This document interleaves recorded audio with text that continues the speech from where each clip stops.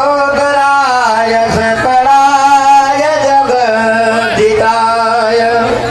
नागाननाय श्रुतियज्ञविभूषिताय गणेशसुताय गणनाथ नमो नमस्ते भक्तातिनाशन पराय गणेश्वराय सर्वेश्वराय शुभ